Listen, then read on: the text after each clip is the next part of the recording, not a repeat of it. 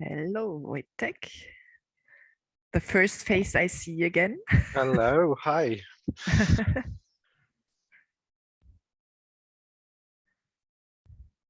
can see the number of participants is going back up. So Yes, obviously some people must have left as I did for a while, of course. being the busy man that I am. Yeah, and being at February in the ECC net. Yes. Although I did stay for the presentation of Strasbourg, it did bring some memories. So yeah, Great, that's what I'm it going is to ask. nice, and I am and it was nice to see some old friends of ours. Hello.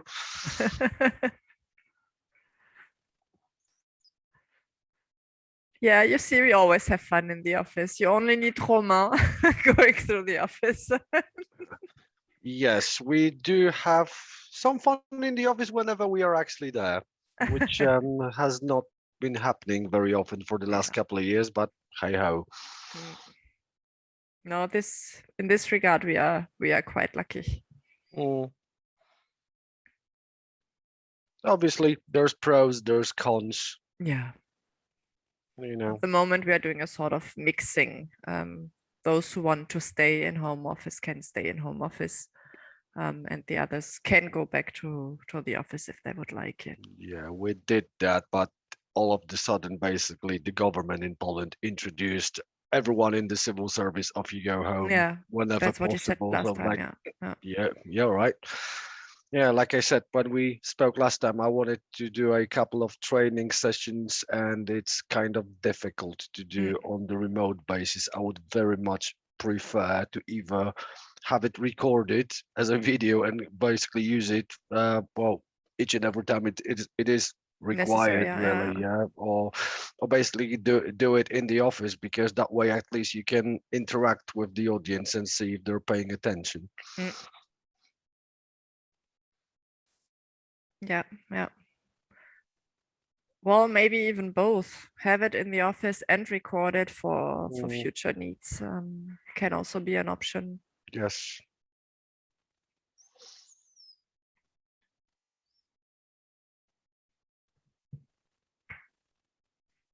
Yes, is Barry with us yet? I hope. I was trying to check through the list because he's under just. So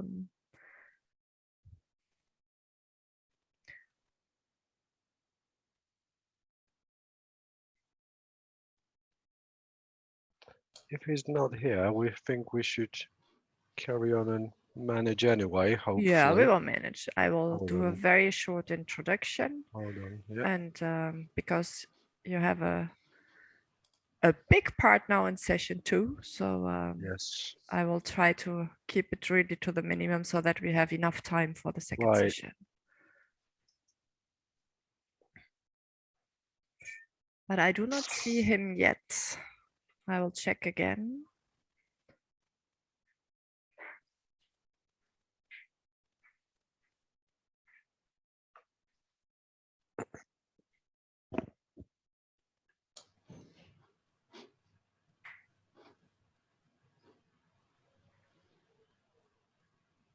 No, I don't see Well, him for now.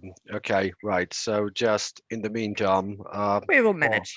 yeah, for everyone that is actually here, well, this session can take the planned 2 hours, depending on how well everyone else interacts with us, or that could indeed be a very, very short session. It is meant to be, we have agreed that it would be in the format of workshop, where active participation is encouraged and desired as well. So we would always welcome any sort of remarks, remarks, etc.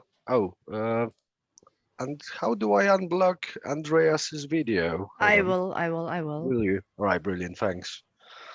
I probably don't have the credentials for that anyway, so.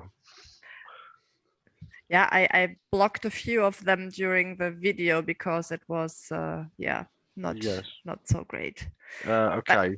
Thank you.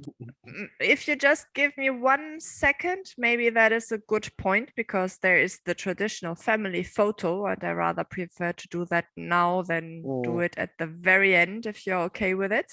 Okay, well, So- everyone is still here. And that gives Barry a few more minutes. I'm here, Bianca. Yay! Yay! Here to ruin the family photograph.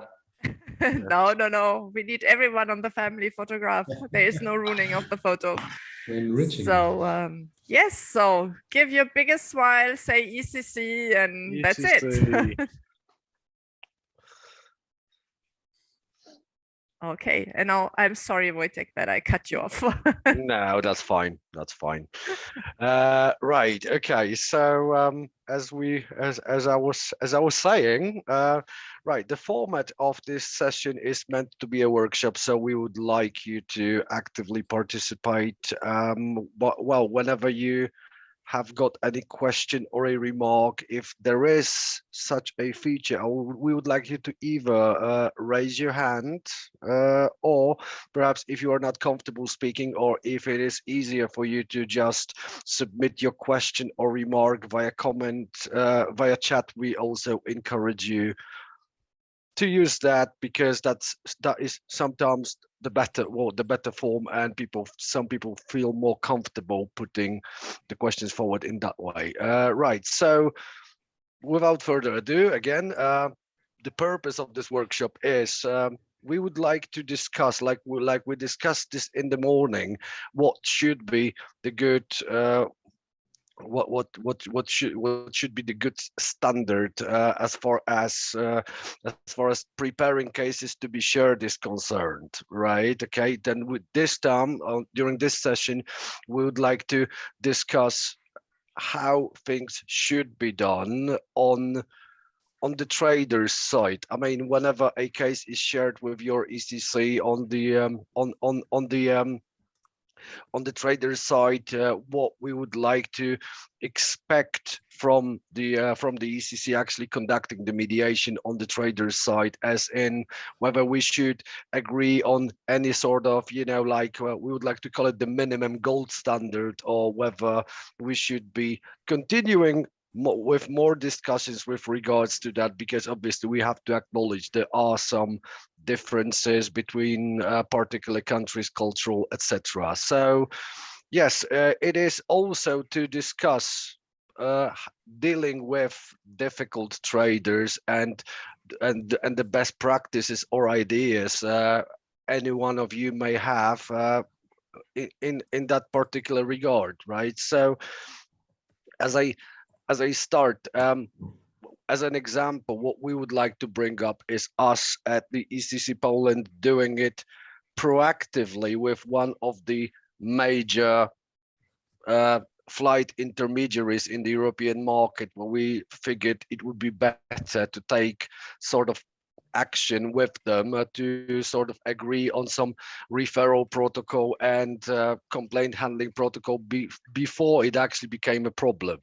We are talking ISKY and other companies from that group, and as far as we can tell, it is actually good to have a dedicated contact within the office of the trader, and we are blessed to have the contact in the shape of the head of their complaints department, which results in the complaints which we are sending their way, usually being expedited in a fairly smooth and quick fashion whenever that is possible. And we see that, well, they tend to be very agreeable when it comes to cases which we send their way, unless there's absolutely nothing they can do with it, and it shows in the record of cases which we are handling, right? Okay, so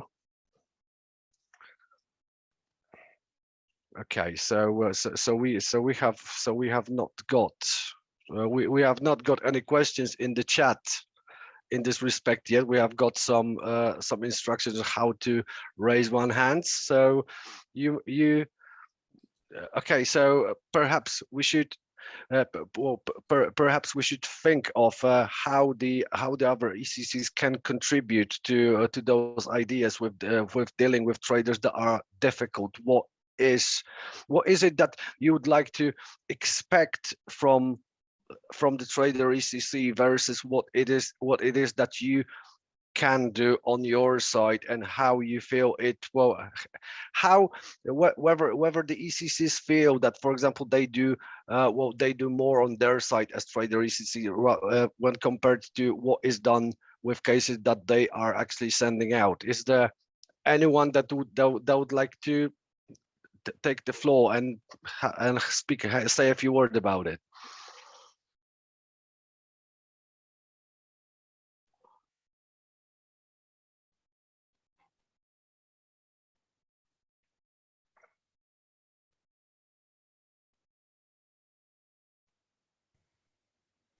If I may take the floor, I'm Juliana from ECC Germany. Yeah. And yeah, you spoke about some difficult traders. If yeah, you know already that a trader is difficult, it's good to have a contact person at the trader's place. Then you can address all the complaints of the consumers directly to this person. And so it allows you to establish a good contact and with the person working at the trader's office. And what I would like to add is sometimes it's helpful when you are contacting a trader in general, not to only make a copy and paste of the problem description from the IT tool, with it contains all the abbreviations C and T, so it's not understandable for the trader. It would be better to have a clear and short resume or summary of the relevant case details, the claim of the consumer, and the short legal assessment why C's claim is founded. And then, yeah, it would be an individual and short letter to T with a mentioned deadline when you are expecting the answer from T. I think this would be very helpful. Well, yes, we at ECC Poland, we use the template, which normally consists of 4 parts. So the first part is the introduction of who we are. Then it is followed by our own description of the situation in the way we understand it from the description that we have been provided with. And we do make some references to the relevant laws, what the laws expect the trader to do. And finally, in the conclusion, we put what the consumer's demand is, and we give a 14-day deadline. I can see a hand raised. Yeah, we at ECC Denmark, we basically do the same as you do at Poland and Germany. We describe what happened, and we explain what the applicable law is, and also set a deadline for the trader to respond so we can follow up. And if we have some difficult traders, we might do some different things like calling them and advising them on what the next step could be for the consumer if it's a trader like Cool Snow that is a topic all the time. Yeah. You have something to add, Christine? Yeah, I would just like to add, if there is a commonly known difficult trader, then I don't know if it's possible, but it would be nice if the ECC had some local options, if they could take action in some way. I know we contacted our CPC and had some meetings with them regarding our difficult trader, and I know we have a lot of problems with, for instance, Kiwi, and it would be nice if there could be like some sort of action, if the ECC had any option of taking some action against these particularly difficult traders. Yeah, thank you very much. And if I just briefly cut in here, it was something we had decided that we would discuss later on in the discussion. So we'd really like to come back to that question about, I suppose, the end of the intermediation and what happens then vis-a-vis onward referral and enforcement. So that's a very important part of dealing with difficult traders. And I'm interested to hear like a repetition to an extent of what was said by Germany about the content of the letter, that you tend to say facts of the case, your legal interpretation, and then a deadline. One thing that strikes me in passing, and I don't want to deviate too soon before other ECCs give a more general overlook, but I'm wondering about the deadline that's given to traders. Is that usually something that's always the same in all cases, or is it something that you would modify based on the complexity of a case, for example, based on, for example, whether you thought, you know, there was further options for a consumer following the case? So say, for example, if you had a strong suspicion that a trader wasn't going to cooperate, or perhaps an indication in a similar case that they weren't going to operate, and you didn't want to delay the consumer too long. This is just one example. So my question is about the deadlines offered. Is it always the same deadline that you use? Is it a standard deadline, or does it vary depending on the trader or the nature of the case? And that's open to all ECCs. Okay. Yes, sorry if I may take the floor. I think it varies to the case, the deadline. It depends on, if you already know that it's a trader that does not answer, it makes no sense to wait too long.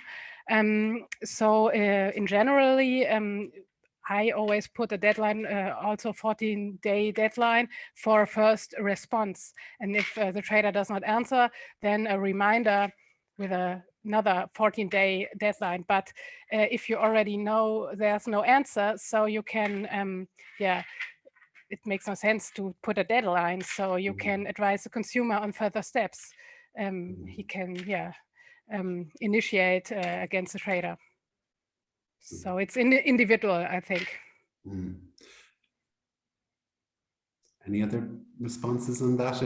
Do other ECCs use a similar approach, or do they always use the same period? I can see a couple of hands raised, I think.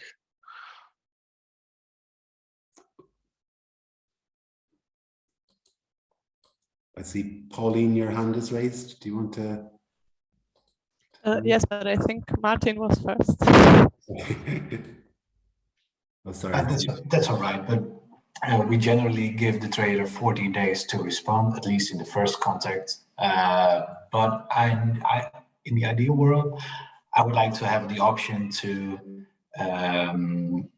amend the days to change the status in the IT tool, because most of the time, the caseload depends on the automated status changes, and then you're stuck to that 14 days period unless you work around it with a subtask, for example. But I think in general, if you give it like in the first contact 14 days, and then maybe again 14 days, and then maybe a last reminder or a final reminder, again 14 days, I mean, then there are already 6 weeks have passed, and it can also have an impact on the possibilities for the consumer to follow the case up if it's not solved via our mediation. So I heavily depend on the status changes, but of course that comes with the downside that you're kind of stuck to the 14 days period.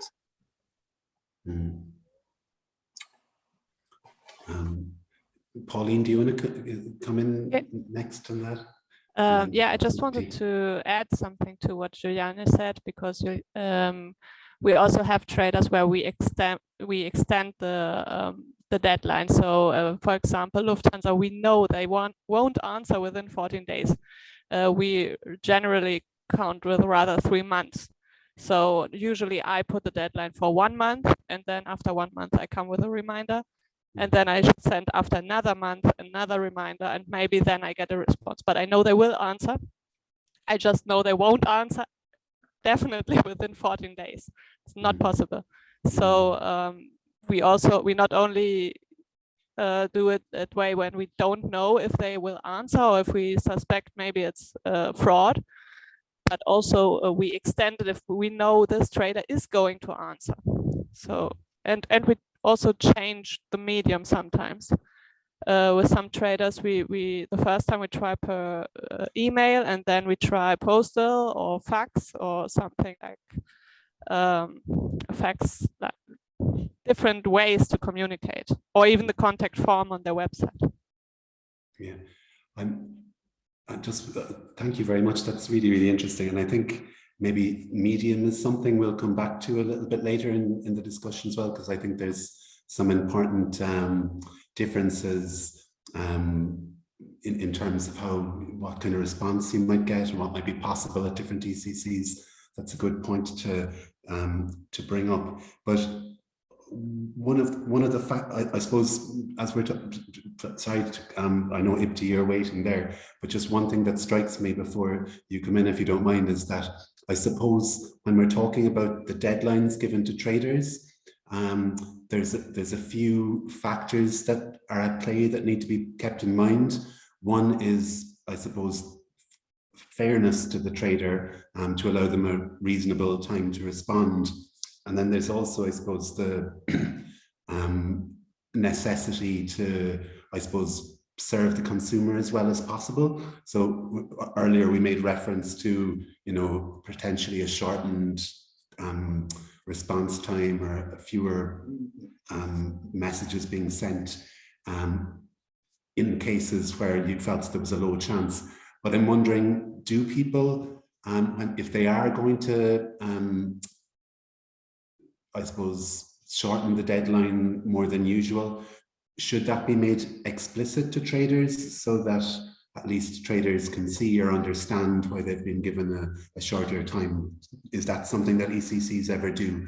Do you, for example, say, we would lead in a context where you've previously not responded well to this sort of case, we are allowing a deadline of 7 days before we advise the consumer to take it further. Perhaps that's not something people do, or perhaps people might think it's a good idea or not.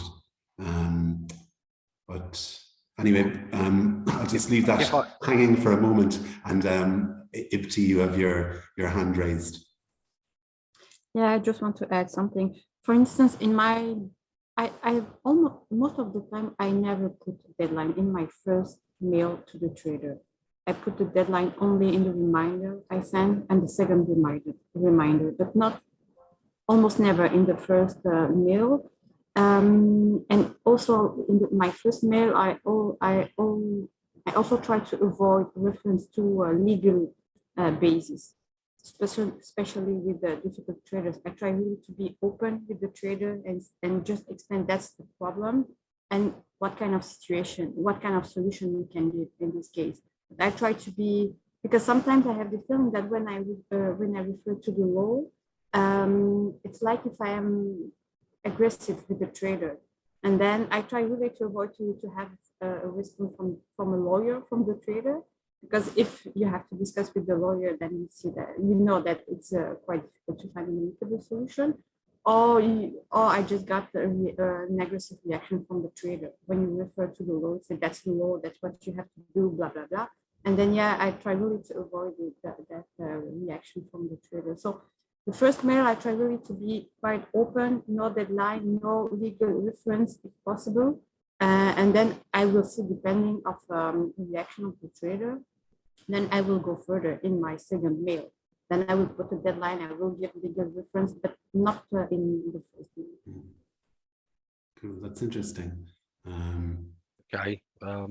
If I might, right. Okay, I can see that in the chat that there's the overwhelming majority giving the 14-day deadline, which I suppose is good from the point of view of JIRA mechanics. Like Martijn said, that basically the case will switch back to the trader ECC after actually well, full 14 days. So that's it can actually jump back into your queue at the end of the day if you wrote to the trader at the end of the day a couple of weeks ago. So what I personally do, I set up a subtask, a reminder in 15 days time.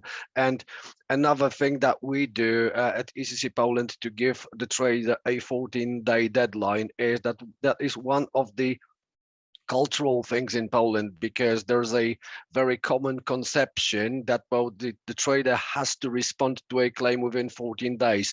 It does admittedly only apply to legal warranty claims, right? That there's this rule that if you don't reply in any way to consumers' demand within 14 days, you are considered to have accepted the demand in the shape the consumer wants it. So that's one of the reasons to give the specific deadline on our side, because like I said, because of the cultural thing. And like Ipti said, it is actually good in some cases not to start off with going all legalistic towards the trader if you want to do it in amicable manner. But well, obviously this is no exact science, because sometimes the traders react better when they're actually told officiously, and some of other traders will react better if they are basically approached in a bit more amicable way. But that's just to sense out. Ipti, because your hand is raised. No, I'm not. Oh, no, sorry. I just forget to. But maybe yes, I can can say something else, because I don't remember, but someone talked about the CPC, and that's for. I have a good example actually, because we are dealing with a really difficult Belgian trader, and we receive a lot of cases, and we try to discuss with him and blah blah blah. But that's at a certain point we decided just to contact the CPC. So we launched the case to the CPC. The CPC contacted this trader. But actually, he came back to us, and now we tried to find a mutual solution with him. But in the mail with the mail we have with this trader, we put every time the CPC in copy, and it seemed that it helped. So that's the first time.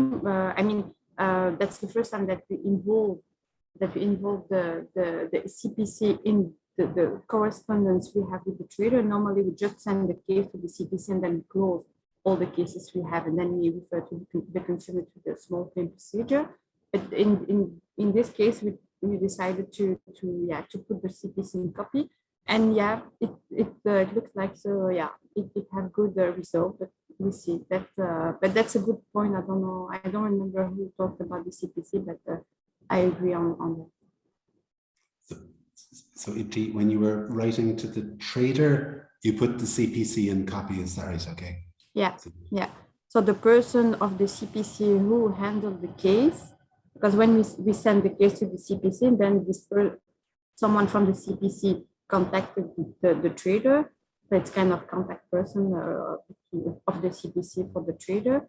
And then, yes, we put this person in copy, so the CPC can also follow the discussion we have with this trader, and to see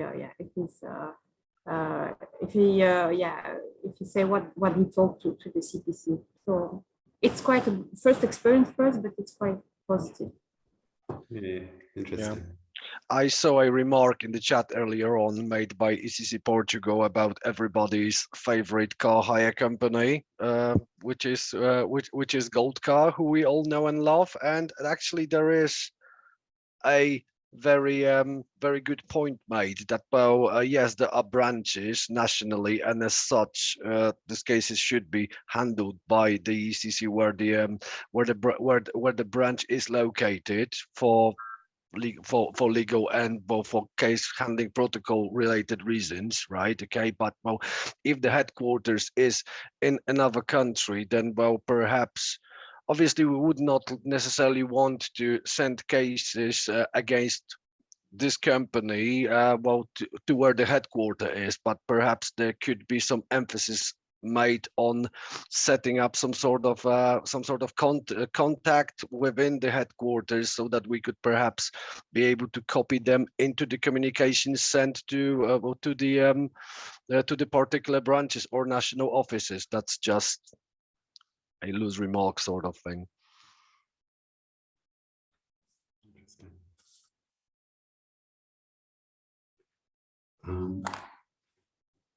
So I suppose, does anyone else want to come in there before we move on?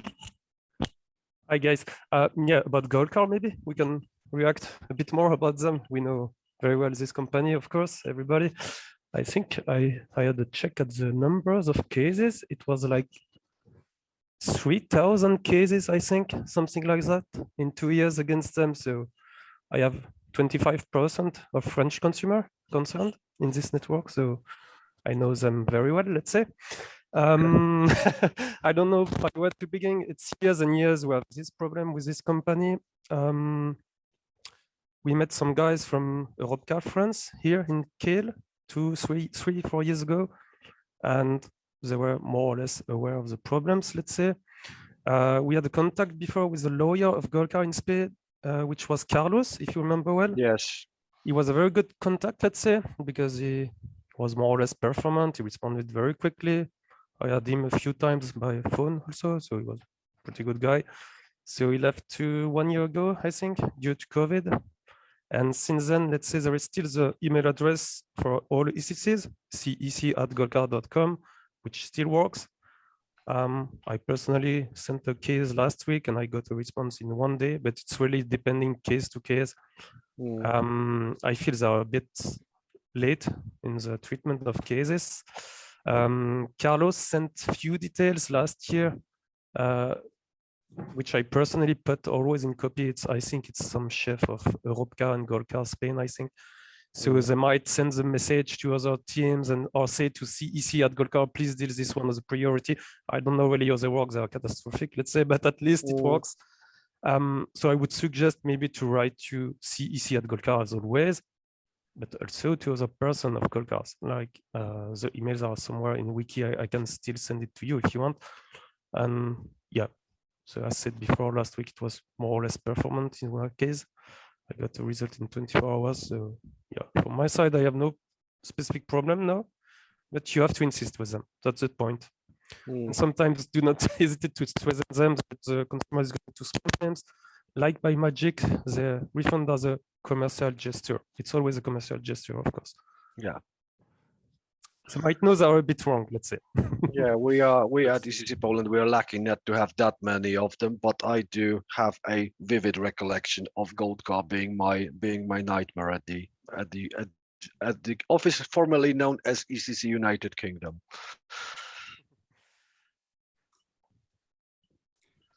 Right, so it is actually it does bring us to the point of knowledge sharing on how to deal with difficult traders. So it's probably a good thing to put such details on, put such details into our knowledge sharing channels. Yep. I can see there's a few hands raised, so I shall go left to right. So ECC Denmark, go ahead.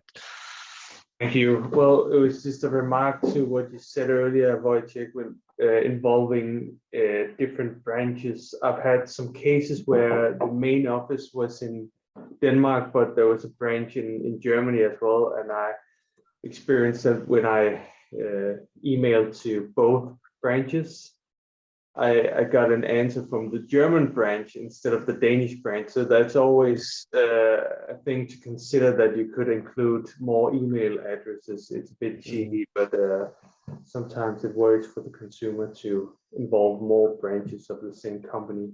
Yeah, sometimes it just does take probably a little bit of detective work, as in what branch is the main branch, and because your national local branch could just be there for tax reasons or nothing else, and the email inbox may as well be unmonitored, but that's obviously some detective work to be done on the trader ECC side, well, to the extent that we can do. So who would be the next to? Sorry, I can't recognize you with the mask. Appelato? Yes, I don't know if you can hear me. Yes. It's Antonio from ECC Spain. Hello. In regard to Goldcar, I would like to add that, as Roman said before the pandemic, we had a really very good relationship with Goldcar, because we had a person who was Carlos, who really handled most of the cases we sent to him. During the pandemic, Carlos left, and he gave us new contact persons that they don't respond to us, or they don't usually do. So as we can do as a ECC center is to report CPC or to try to contact to the new managers of the Goldcard and try to fix the situation. With Travelgenia, for example, we had the same problem in the past, and what we did was to send them an Excel with all the cases we have pending, and in order to speed up the process of the complaints. So maybe if you have any idea, with Goldcard, we can do something like that. We can try to contact through our ECC director, Carlos, or we can report to CPC, or maybe we will try to do something. But please, as we have told you before, we would be very grateful if you share the cases of Goldcard with us instead of contacting them directly. Thank you. Thank you. So and we have got one more hand raised, and it's Hanneke. Yeah, I have a question with regard to Goldcard as well, because by default we do not accept a case where there's no written evidence, where there's a discussion, has been a discussion at the desk, and where the consumer says, well, I had to sign a paper, but I didn't want it and I did not understand it. Do you guys accept those cases as well and send them then off to Goldcard? I take this is mostly about mis-selling of insurance, I would imagine. Yeah, yes? well, other issues as well, but then there has been a discussion at the desk, and of course there's no legal evidence, and then yeah, in the past it turned out then it was of no use to contact Goldcard at all. Yeah, if I can add a comment on this, because I know well the topic. I have a lot of French consumers who has this problem. Let's say they have a debit card which is normally accepted under the terms and conditions of Goldcard for the deposit, I mean. But on the premises, of course, the employee tried to sell the insurance. He says you have to sign for the super relaxed insurance, otherwise you don't get a car. That's clear. So this is the speaking of the consumer against the speaking of Goldcard. Always.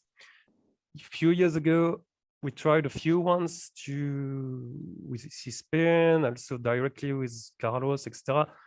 Sometimes they decided to refund the insurance as a commercial gesture. Sometimes they were like, no way. He decided to subscribe the insurance. So let's say it's case by case. But now we have so many cases that personally I make kind of practical information to the consumers that we can't take over those cases because nothing proves they're really being pressured to sign for those insurance. I advise them mostly if they can a chargeback or a small claims if they want, or to submit the problem to the local federation of car rental companies, because there is one in Spain and Portugal, also in France, if it happens in France. So try to give some practical tips like this, but let's say individually speaking, it's complicated to get a refund of those insurances. Yeah, most of the time. If I have time, honestly, sometimes I give a try. If the consumer is really insistent, I give a try. Honestly, on a goodwill basis, and it may happen a refund happens, but I don't deal more all of this. Okay. No, okay, clear. Yeah. So Hanneke, about you said as a matter of principle, where a case isn't evidenced in documentation, you will not treat it as a complaint. Is that just in Goldcard, or do you mean? In Goldcard, not in all cases, but especially with rental car companies, because there's always, they're not willing to cooperate and look into it. That's our experience. So there's a little bit of room as between the oral testimony of consumers in establishing their complaint and documentation. Not always, but we prefer to have written evidence. I mean, a consumer can say anything, and then often it depends on the trader, really. Okay. What about other ECCs? Just I guess it's partly to do with difficult traders, but across the board, are there any ECCs who have a very, very hard line that they do not transfer a case unless there's like a prima facie case evidenced in documentation, or is it a case-by-case basis for all ECCs? Okay, if I may start with this, right? What we tend to do, we tend to focus on the practicalities of the case, right? Okay, so it's not for us to tell the consumer you have no evidence, therefore there's absolutely no way we can do anything through mediation, because again, this is no exact science. Right? So, and we are not a criminal court where everything has to be proven beyond any reasonable doubt. But what we tend to do in such cases, when we have significant experience of the trader being hugely problematic, we try to suggest perhaps some alternative routes of resolving the matter, be it through chargeback or perhaps through insurance, because some consumers are not even aware that they have insurance that would cover such an instance. And I mean, usually this is not about mis-selling of insurance at the desk, because no insurance will probably cover that. But, well, for example, when you have a dispute regarding damage and they had no collision, damage excess refund insurance taken out, they may even have such an insurance taken out in their bank account, or perhaps with the home contents insurance, and they're not even aware of that, right? Okay, so we tend to tell the consumers, yes, we are happy to attempt mediation. However, we have to, well, mitigate your expectations here, because realistically speaking, from experience, this is probably not going to fly, but we cannot say no to you, basically.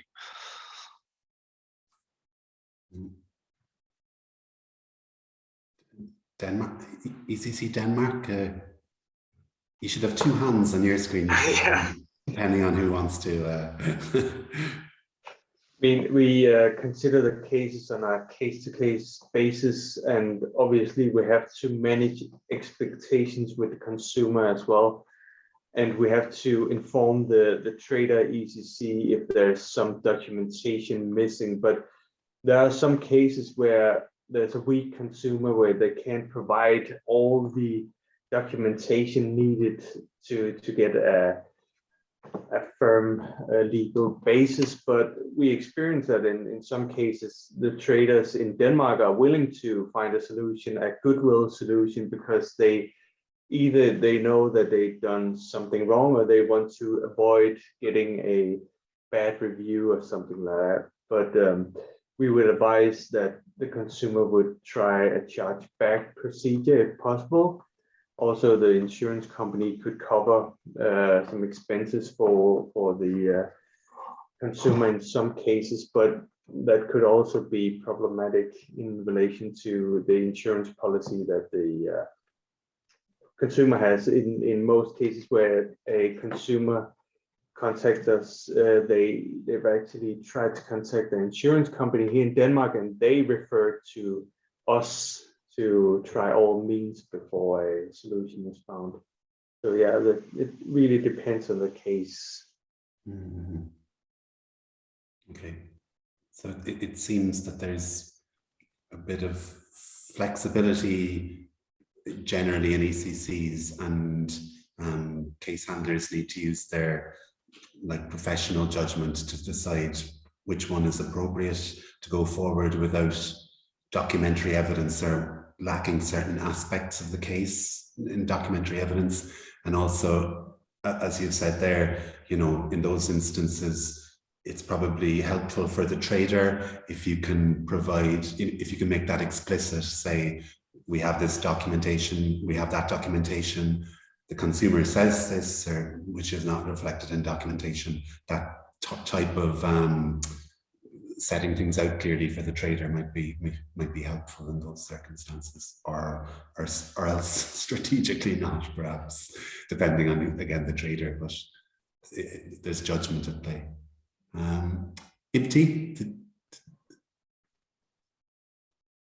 You'll have to turn yourself up. Unmute yourself, yeah. Sorry. Sometimes I'm not sure if the trader ECC would accept the case because I'm not sure if the documents are the consumer provided are enough or not. But so what I do is I share cases question with the trader ECC just to ask the opinion of the trader ECC to discuss first with the trader ECC, and maybe I will come back to the consumer to ask him more information, something like that. But I really like this option you have in IT to just share a question with the trader ECC so we can discuss before we can say something to the consumer, that we can tell to the consumer, okay, we will intervene, because in fact it doesn't depend on the consumer ECC but on the trader ECC, and sometimes we don't know what the trader ECC thinks about the case we share. So share a question for me, it's really good option. Good point.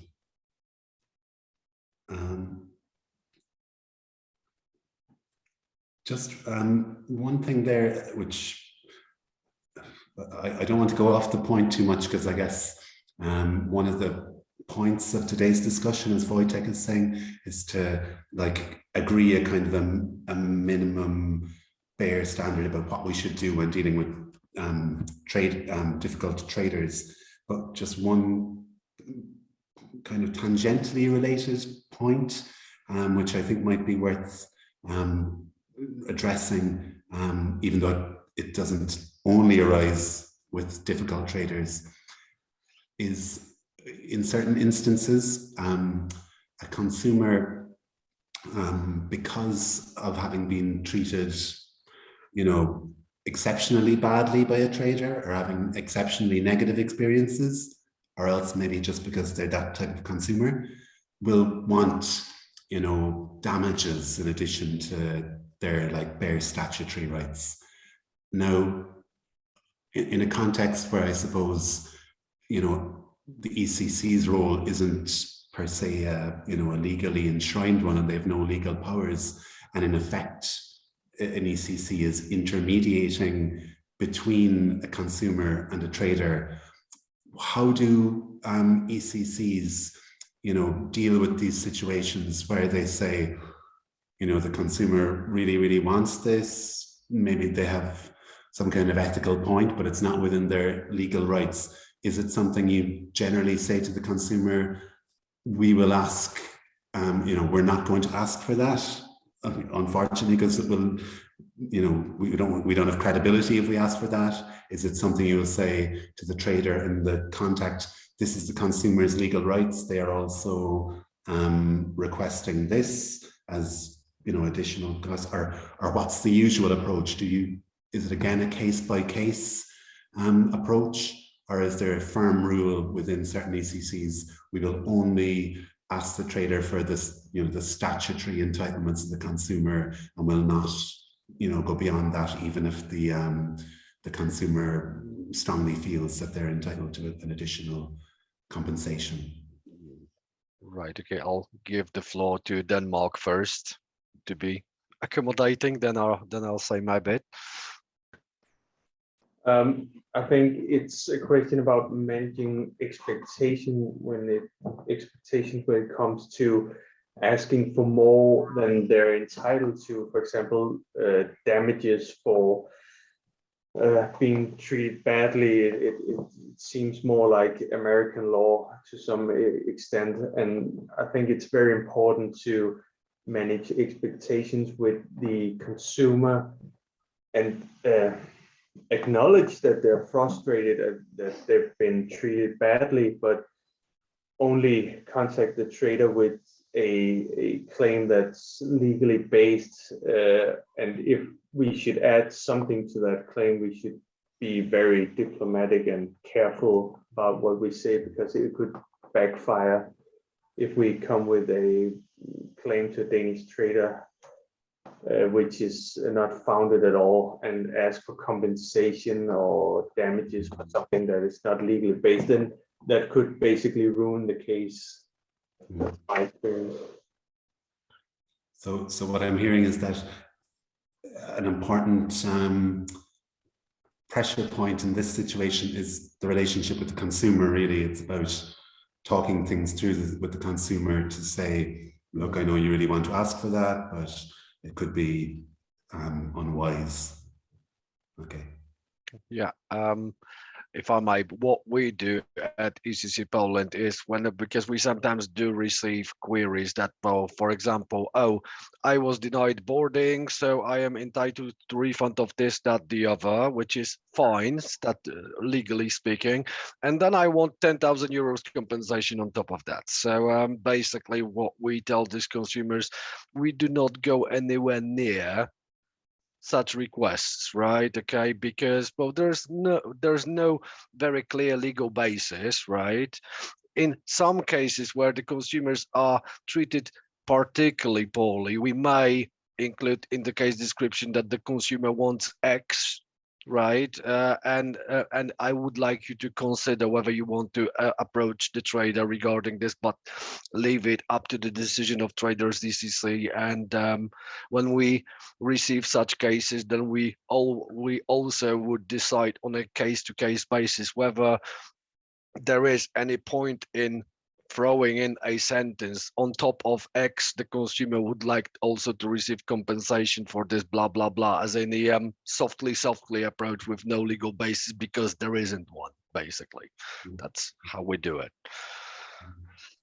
Interesting. And I guess just there's a common approach shining through there, but I guess, you know, is it true to say that, you know, if a consumer, you know, not only is it valuable to have this dialogue with a consumer about, unfortunately, that's not going to be strategically advisable if we ask for that. I mean, not only is that the case, but would it be also necessary? So say, for example, a consumer says, you know, I want my, you know, 261 compensation for flight delay, yeah, and then a week in a hotel ex gratis, that it's not okay for the ECC to contact the trader on the basis of part of what the consumer has requested, that it would be necessary to go back to the consumer and say, okay, we're willing to take on your case for this, but we're not willing to say that. And then if the consumer insists, I guess the ECC doesn't write, because is that how it should work? Pretty much so, yeah. Yeah, because what I feel is that, well, if we were to start handling cases where consumers are asking for compensation based on their, or you know, on nothing really except of their subjective hurt feelings, then we would open an absolute can of worms, and it would also lower the credibility of the ECCs, where the ECCs basically need to communicate with, you know, with some well-based complaints, unless there is a well-justified exception for doing so. It's like when we receive cases against a Polish-based retailer who operates a number of websites selling footwear across mostly Eastern and Southern Europe, right? Okay, and we also have a good relation with them. We also can send follow-ups to their head of their complaints department. Why haven't we got the response yet, sort of thing. But we would normally try and limit sending cases to them that have, you know, limited or no legal basis, not to sour the relationship, basically. So once you establish the relationship with a trader, you just want to be treated seriously and not to overstep the line. That's just my approach to that, really. Yes, yeah, but maintaining credibility. In terms of a best practice, you know, would it be good, seeing as this is the general view in the network, would it be a good idea to kind of, I suppose, when we're talking about these sort of claims of like mixed legal and goodwill nature, that it would be important for the consumer ECC, when they're transferring to a trader ECC, you know, to advise the consumer about that, you know, in order to smooth the process and ensure that the consumer is satisfied. In Denmark, you already spoke about managing expectations. So, in those sort of mixed statutory and non-statutory claims for redress, that it would be important that the consumer ECC, you know, advises the consumer before the case is transferred. Well, it's just one more remark that it's usually a very good practice to tell the consumer that ultimately it is the decision of the trader ECC on how the case will be handled, if at all. Yes. Right. So yes, I know it's kind of sounding as if we are shifting the responsibility on someone else and basically trying to limit the impact of the consumer's frustration if the other ECC refuses, but well, it's always for the best to actually manage the expectations. And as I'm always saying, it's best to underpromise and overdeliver, not the other way around. Yes. Denmark? Yeah, sorry for speaking so much, but there are some cases where it's not crystal clear, the legal basis, but we would also consider contacting traders where there's kind of a goodwill basis to contact them, or where it's a mixed case, meaning there is some sort of legal basis, but there's also some doubt about the claim. And in such a case, I would definitely choose a diplomatic approach instead of just asking the trader to refund with reference to legislation and so forth. Yeah, that was that. Interesting. Right.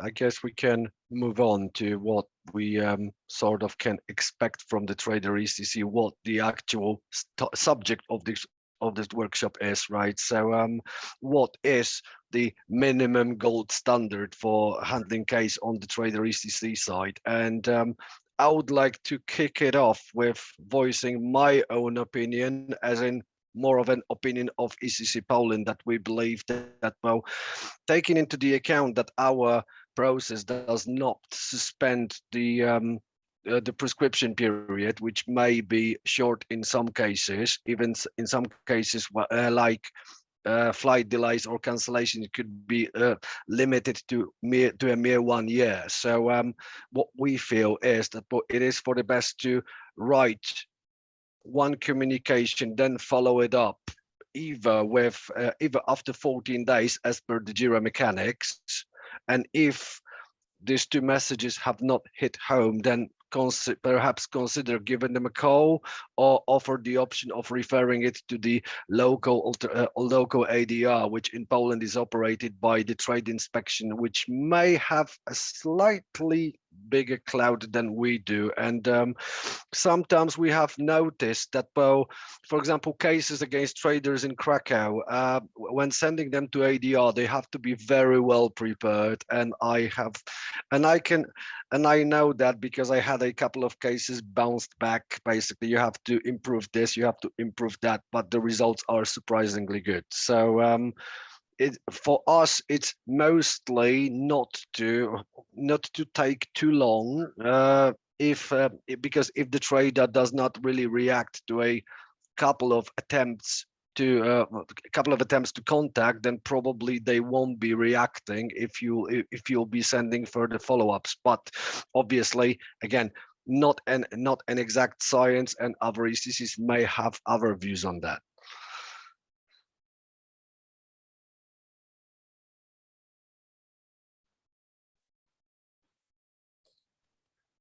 Because from the survey, it seems like more than half of ECCs opt for sending either 3 to 5 reminders. But well, I think this is probably in cases where the trader ECC knows that, well, they can get a result eventually if they send enough reminders.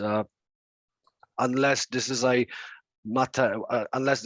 cultural thing, really, that is specific for one particular country. So one has to consider whether there is actually a way of agreeing a minimum standard that would apply to all.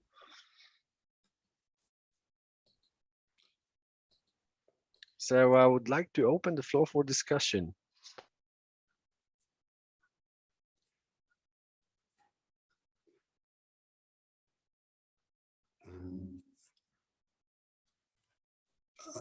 Can you hear me?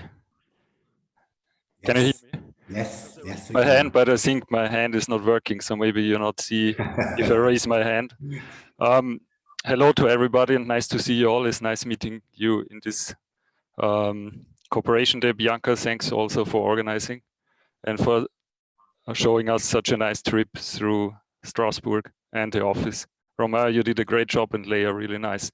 So coming to the point, we have, like Wojtek, like you said, we deal it in a similar way. So we write to the trader first, email or letter, 14 days, period, deadline. And then if they don't respond, we give them 2 reminders.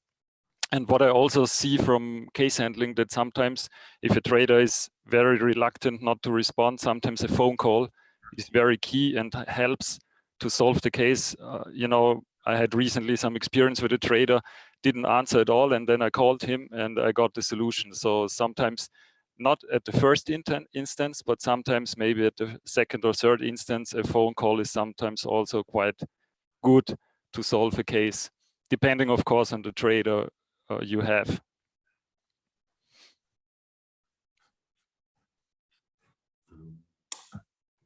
And Reinhold, is there any instance where that, like that sort of, you said you'd usually have, after the first letter, you'd do 2 follow-ups and possibly a phone call if you think it would be helpful. In terms of the number of attempts, so say 3 to 4 attempts there, as you've described it, is there ever an instance where you would like short circuit that and just in the context of a lack of response? I suppose that's what we're kind of assuming here when we're talking about this, the trader isn't responding. We can talk a little bit extra about when a trader comes back with a response that you don't think is acceptable, for example. But okay, in context of lack of response, do you always stick to that, like 2 weeks, follow up another 2 weeks? Is it a shorter deadline and then another? No, it's like, you know, on a case-by-case basis. It depends on the trader also. If you know the trader, maybe the deadline is even, you know, not 2 weeks and 2 weeks and 2 weeks. So it depends on case-by-case basis. How to, you know, it's quite flexible how, I think, how we handle the cases then in this way. And what I also want to add, what is key, and I think Wojtek also mentioned before, and EPT, and I think also Antonio, it's key to have, sometimes if you have traders where you have a lot of complaints, it's key to have you know, a special contact person, like a email, or like Romain, you said with Carlos, I think from Goldcar. This is so key to have this person. Like, for example, I gave an interview against a payment provider where I mentioned in the interview in the newspaper that I tell consumers to avoid paying with this provider. And afterwards, the press officer from this payment provider called us and told us, hey, why do you give such an interview in the media and the press? It's not good for us. But this actually led to the fact that now we have a good contact with this payment provider. We have a contact person, we have an email where we can send the cases, and now we can solve them. Before it was really difficult. So this is also a great point, I think, as Wojtek, as you mentioned, gold standard. I think if you happen to have the chance to get an email from a trader with a special contact person, this is sometimes key. Yeah, because if you can't contact the customer services, then you barely get past somebody who goes any higher than a customer service script, really, and this tends not to get you places, really. As ECC Lithuania may attest, we have managed to resolve a number of cases against TUI in Poland by the way of actually getting in touch with the head of the complaints department and telling her straight up that basically we just don't want to waste time on basically going back and forth with the with the normal customer service agents that basically do not understand the gist of it, and basically have just template responses, and that actually worked. Right. Okay. floor to Denmark, I guess. Thank you. Now the subject changed a bit from when I raised my hand to now regarding if we shorten and don't contact as much. I don't think we do that. If we know the trader, we will push forward, and if we don't know them, we will give them the normal 1 shot, 2 shot, and then the third, and then we're out. But in regards to what I was actually going to raise my hand for, if we have a case where it only depends on the trader has agreed to pay and something just went wrong in that process, it didn't happen, or they stopped responding, something like that, then I would push forward and write a lot of reminders. Then I would not give up. I would go the other direction. Raza, I noticed your hand is raised. Yeah, I wanted to share a little bit Lithuanian experience as we are not sending so many reminders as I see as others. Like the main traders with whom like other ECCs have problems. So we have like the direct contacts, like the emails where we write, and usually the problem is quickly solved. And regarding other traders, like with whom we don't have so many cases, so usually we send 1 letter, and after that, if we don't receive a response within 2 weeks, so we send a reminder, a little bit threatening, like if you don't respond within 2 weeks, so the case will be sent to the ADR body, which is quite effective in Lithuania because they have like the binding decisions. So usually like the traders after that respond, and if no response, so after 1 reminder, we just forward the case to our ADR body. And from this year, we'll see how it goes, because now the trade, if the case ends at the ADR body, so the trade and if the decision is not in trader's favor, so the trader will have to compensate the decision-making expenses. So it will be like till 100 euros. So we'll see how the traders will react to this new ADR body procedure. And we hope that more cases will be solved amicably, not involving like, not starting ADR procedure. So. Yeah, that's short from ECC Lithuania. Yeah, that's really interesting model. It would be great to share that news with the network and some other context, like on the wiki or the case handlers knowledge base. I'd be interested to hear more. That's really interesting. Thank you, Raza. So, like, I'm hearing that, I'm seeing in the chat. That there you raised a few points there, but that there is a general kind of a consensus emerging that in a context where there's no response, 2 reminders seems to be the norm, but a number of ECCs have also brought up, some level of flexibility or responsiveness. Because in the particular context of a case, which I personally think is important, because I guess there's no point in just leaving the consumer hanging hopelessly. So I'm wondering, if we are to kind of say, that the norms where there's no response from the trader, 2 reminders should be sent.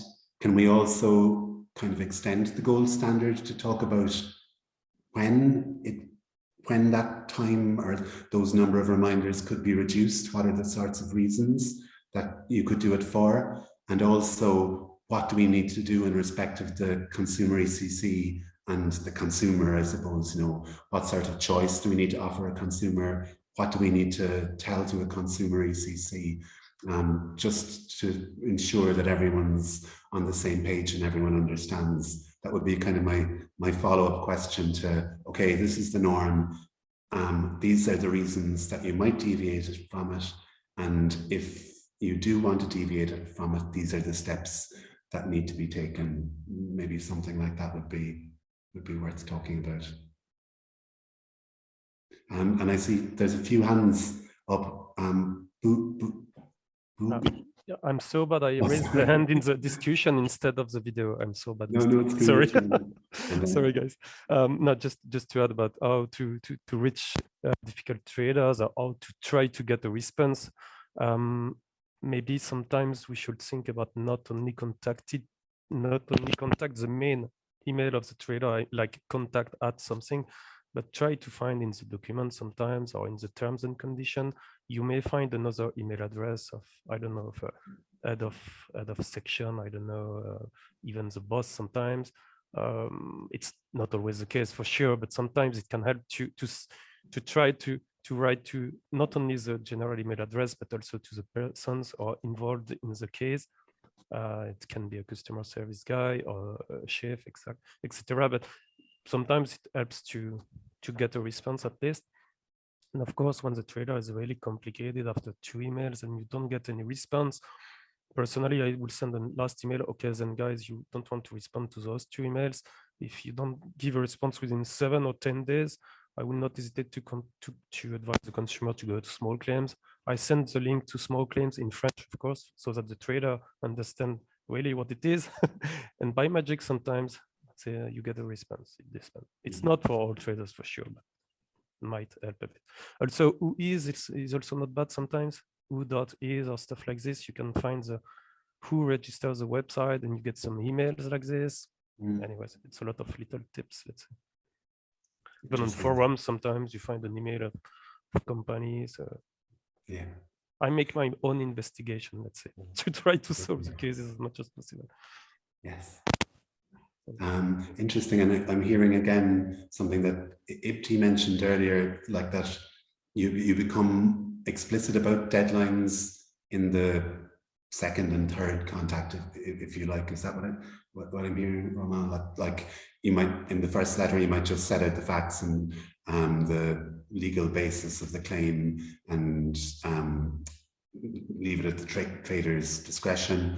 But then in the reminder, you'd be more explicit about 7 days, 10 days, possible shorter response times as the case goes on. Is that the case there? Okay. So Denmark, I think, have their hand up again. Again. Don't feel shy. Don't feel shy about contributing. It's really helpful.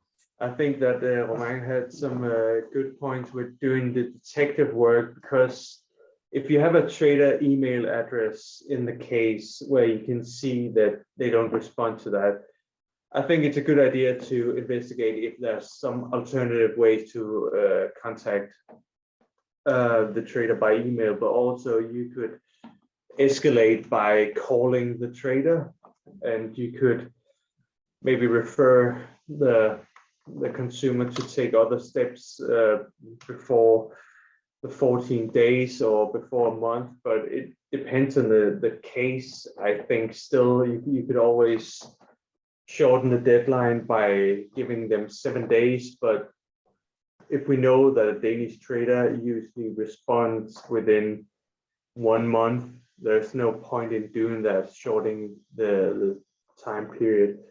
But also I would like to remark that in Denmark, we don't have the European small claims procedure due to the legal reservation by Denmark. So you'd have to go through the Danish small claims procedure, which is basically the same, but you just speak Danish instead.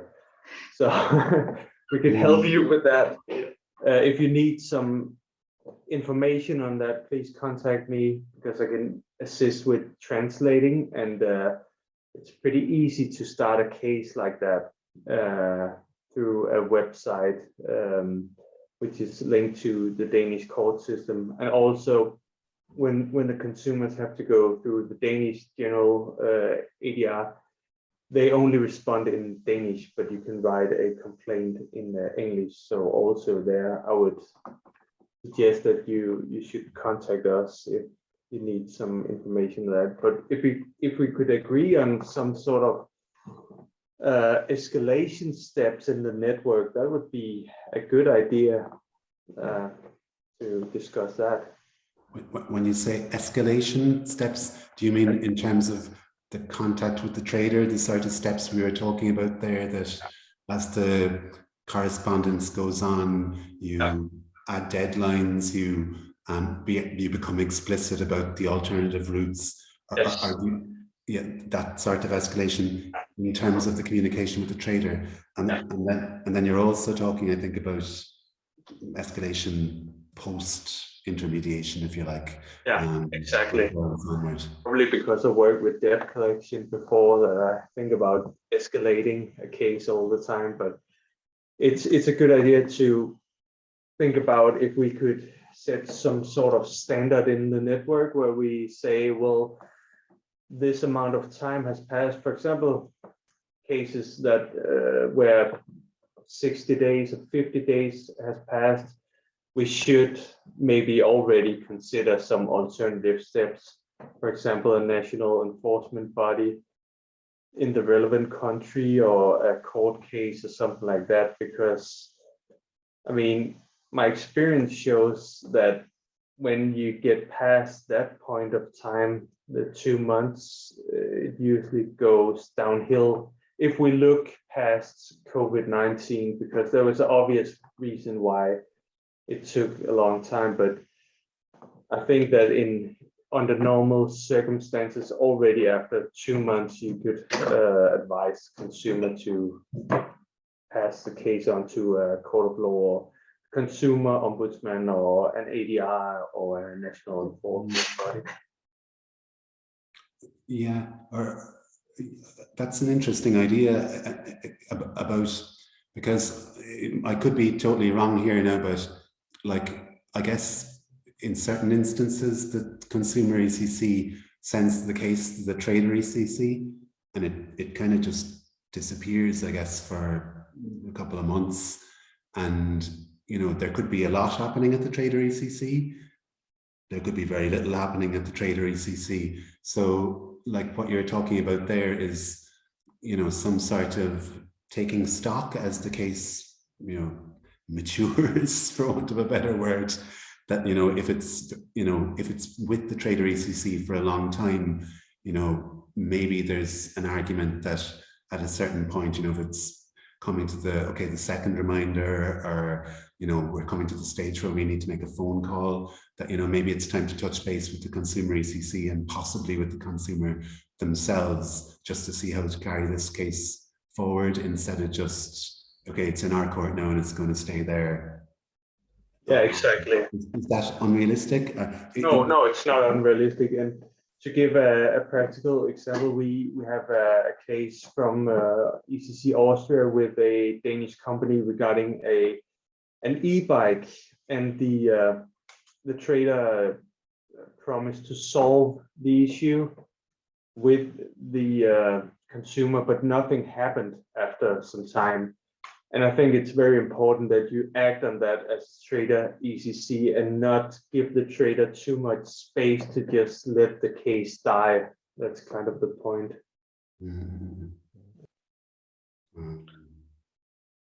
That's just reading some of the comments here. So yeah, in terms of escalation, which is the first point you raised, you know, there's kind of two stages. You know, there's the various steps you can take in terms of the communication with the trader, and then there's further escalation beyond the ECC to ADR, European Small Claims Court, etc., etc. In terms of the trader, perhaps what would be useful is some kind of a toolkit that could come out of this meeting. So I just noticed there from the conversation, several things have already been mentioned, you know, like that, offering deadline, you know, tightening deadlines, being explicit about deadlines, talking about referring the consumer to other options, copying in enforcement bodies to the email. You know, all of these are like a toolkit of escalation techniques, you know, that could be offered to ECCs, but I suppose could not be regularized because it would depend on the case and the relationship with the trader, etc. But maybe that would be one thing that we could do out of this meeting. But so like a toolkit for ECCs to share in terms of getting responses. And then in terms of a separate question, I suppose, is it worth coming on to now that I suppose the moment in a case when we've decided that it's not worth pursuing it to a trader, with the trader anymore as an ECC, whether it's in consultation with the consumer ECC or whether it's the trader ECC, having had enough. How do we, what are there any kind of gold standard rules we can set in terms of what we offer to the consumer, in terms of referring them to another body, helping them to contact another body, and also in terms of enforcement mechanisms? How do we share knowledge as a network about enforcement? How do we decide within a particular ECC whether something is an enforcement concern? So I'd be very interested to hear ideas from anybody here about that point in a case's life when it's unsuccessful. What do you do for the consumer? And partly related to that question, how do you just coordinate potential enforcement actions?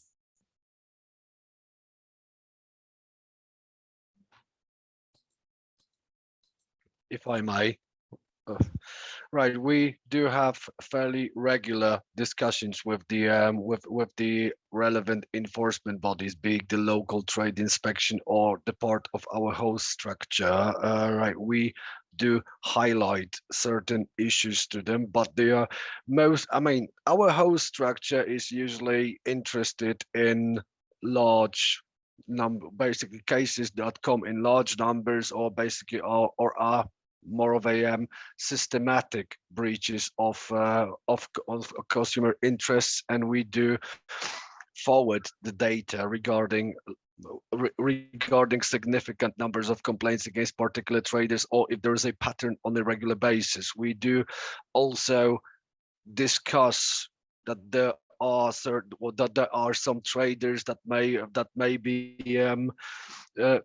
breaking the law with regards to the collective consumer interests, but we feel this is more appropriate if we are talking of a Polish trader, where we normally don't receive complaints in hundreds, right? Okay, so we normally receive, let's say, 10 or 20 complaints maximum against the trader. Then we would bring this to the attention of the local trade inspection and discuss the case, whether there would be anything for them to do in this respect. And we also normally inform the local trade inspection offices about unresolved cases, because they also operate the ADR that is regional, not sector specific. So they are already aware if there are unresolved cases conducted by the ECC Poland whenever the consumer actually wants the referral to happen. And just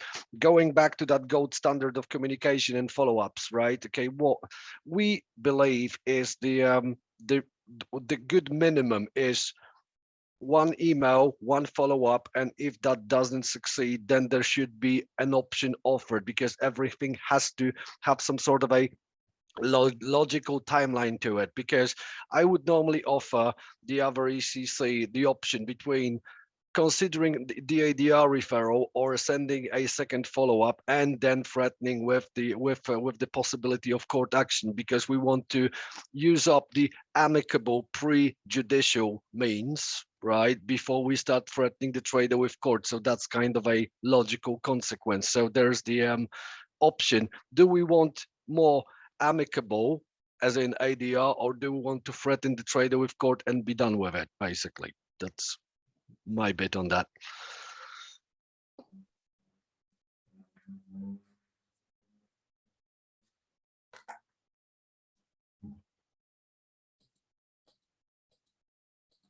I see Andre.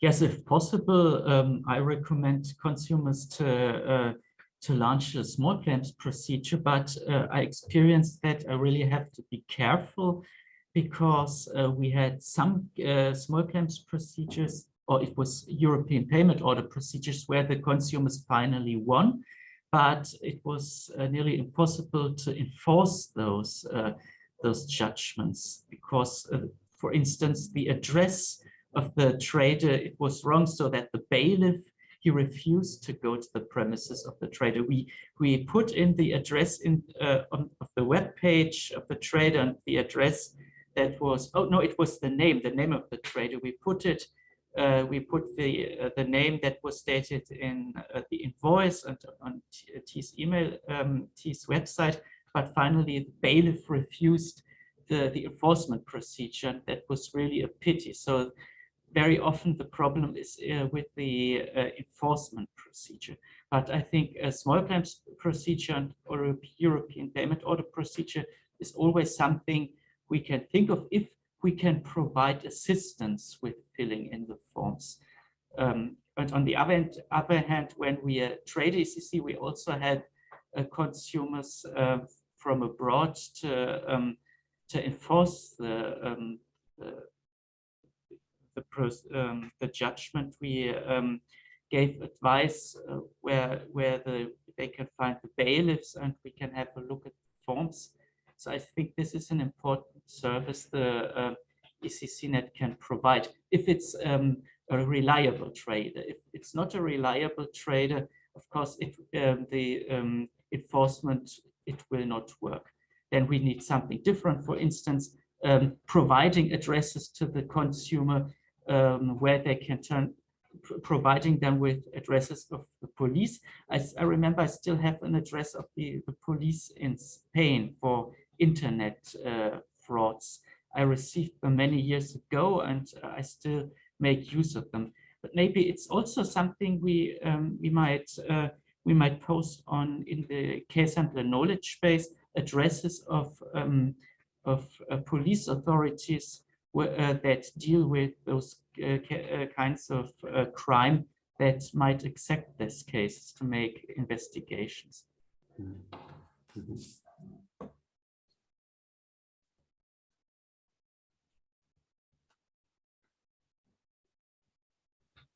So, I mean, I guess,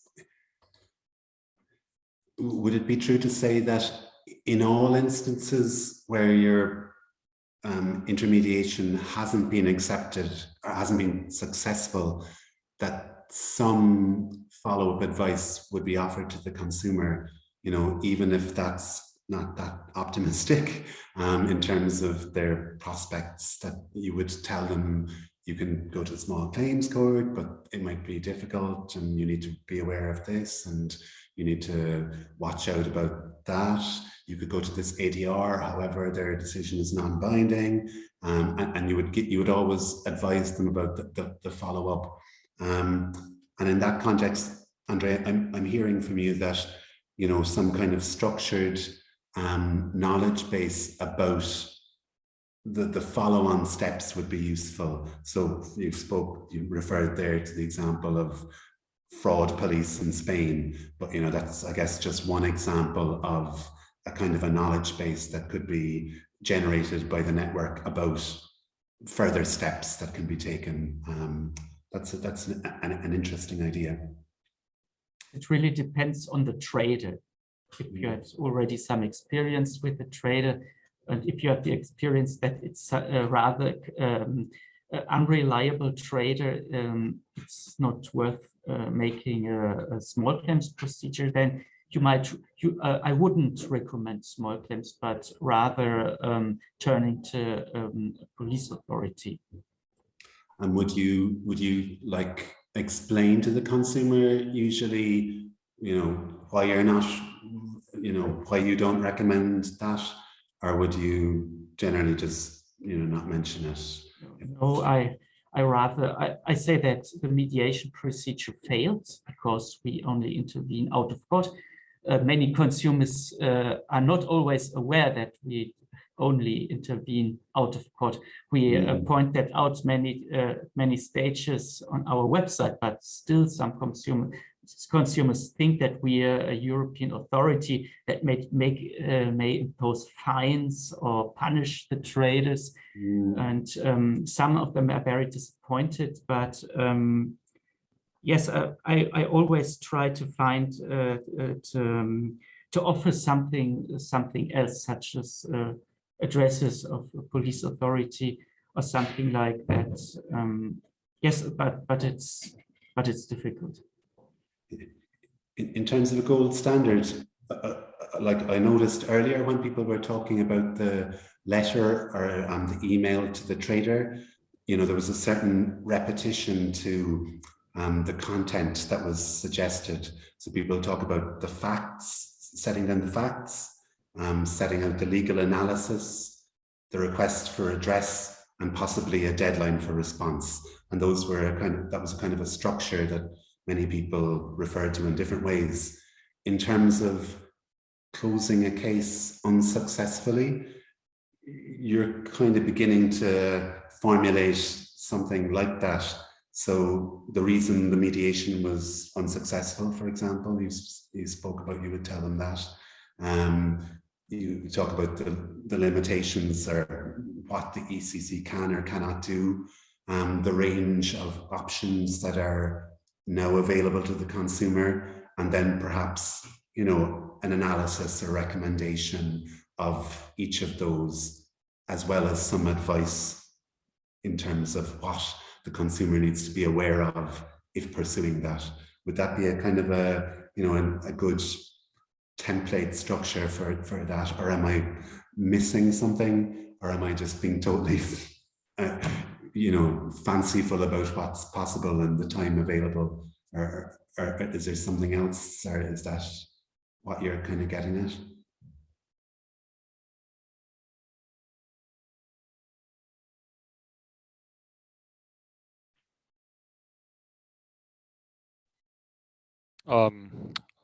Barry, I think you summarized it in a good way.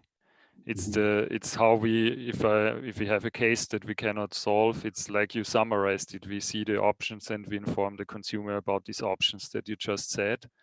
In Austria, for example, with our host structure, they can go to court in specific cases. So sometimes if we have a case where we are thinking, you know, maybe a legal question is not answered, we can give it to our host structure, and then they can go to court if in a test case.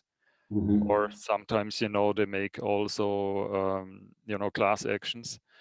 But this always depends who is your host structure. You know, we have this possibility, but I guess a lot of ECCs don't have the host structure who will then take the cases. And usually the cases are from our consumers, Austrian consumers. We had one case from a Hungarian consumer where our host structure dealt this case at court, but he was moving to Austria for some time and then he moved back. But this is another option, I think. And what Andre also told about European small claims and European payment order, I had the similar experience. It's easy to get the judgment, but if then the trader doesn't pay you, you have the second step, the enforcement in another country, and this is sometimes not easy. This is, I just want to comment on Andreas, what Andre said, yeah. Sorry, Reinhold, would you just repeat that last thing about if the,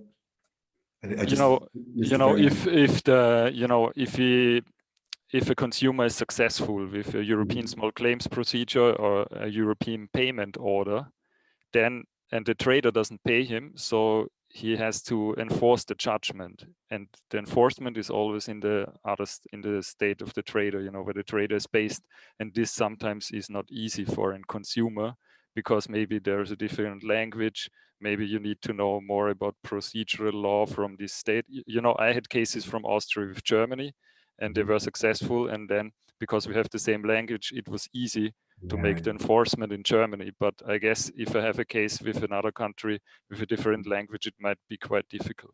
Okay, I get the point, yeah, for sure. So Just in terms of those kind of redress, we've already spoken about the communication with the consumer and a kind of a best practice there. We've also spoken about the possibility of developing some kind of knowledge base about, you know, different onward referrals that could be made. And I think that would be very worthwhile. I'm thinking now about, you know, enforcement specifically as distinct from redress. And Wojtek, you were saying a few minutes ago, you were mentioning that ECC Poland has a kind of a good relationship with the enforcement authority locally. And it sounds like you have like an informal communication process with them, and that you can tell them about certain traders and that, you know, they might or might not act. And also, IPTI, earlier on, you made the point that in one particular trader recently, you've put the enforcement body in copy of emails to the trader. So I suppose I'm wondering, in terms of this idea of developing a gold standard, what can we say about, you know, when should a matter be considered an enforcement concern, and what steps should be taken? That's one issue. And also, you know, whether we need to develop some kind of knowledge sharing devices as a network, or some way of, I suppose, marking, recording and sharing the enforcement steps, whether they be informal or whether they be in correspondence with a trader, so that different ECCs are aware of what the other is doing. So sorry for putting two questions in one, but one is, you know, when should we, what sort of situation do we need to say, okay, this is a case where an enforcement action should happen? And B, you know, do we need to, when we do contact enforcement bodies, do we need to share that information with other ECCs, or collect information about a particular trader from other ECCs? Right. If I may say something about this, there is, you see, any enforcement action, as we are all probably aware, is based on the so-called proportionality. Right. So again, it's difficult to pinpoint the certain minimum number of complaints as far as the triggering point for referral to the enforcement agency is concerned, basically, because 5 complaints against a company that does 100 orders per month is significant. 50 complaints against a company that does 1 million orders per month, it's proportionally not as significant. And there's also a question of which enforcement authority you are referring this to, even when it comes to doing that within one particular country, because the trade inspection in Warsaw may have a different outlook on what is considered significant enforcement concern when compared to, let's say, a trade inspection office down south, a smaller one in Kielce, where they do not turn over such huge numbers comparably to the one in the capital. But obviously, it's again, no exact science. That's the real conclusion of it.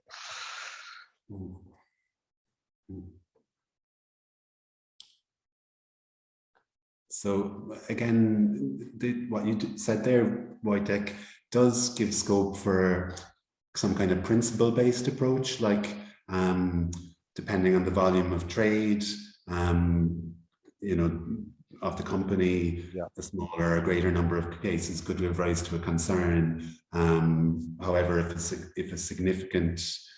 the number of complaints tends to suggest there's a significant portion of the caseload is problematic, or if the response of a trader is particularly uncooperative, you know, at least, you know, if we're going to say it depends on the case, you know, it might be useful to have some principles that will guide case holders to say, okay, should this be a, you know, an enforcement referral, or should we contact colleagues in the network about this. Let's look at these, 4 or 5 bullet points to decide. So yeah, the volume of trade is one. Would it be fair to say the kind of level of engagement from the trader, if the trader, is sloppy but willing to engage, would that be, so the level of engagement, or would that be another one? And any other points that could suggest it would be an enforcement matter?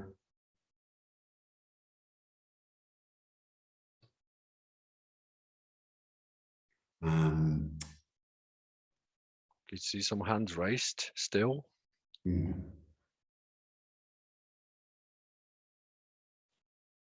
Denmark? You go again. In Denmark, the consumer ombudsman would consider getting involved if there's a large number of cases, and also depending on the severity of what the trader has done. If it's a scam, they would probably get involved before, but I can't exactly pinpoint when they would get involved. But I think that you should consider contacting enforcement bodies when there is a legal basis and the trader clearly does not want to participate, or if there's a legal basis and the trader does not respond after some time, after some call or many emails, or say they want to refund the amount to the consumer, but nothing happens. In Denmark, you could also go to the bailiff's office if the trader does not respond or object to the claim, and there's a legal basis, and that could be something that we could assist with. We can't take the case for the consumer, but we can advise them on what to do and translate documents into Danish if needed.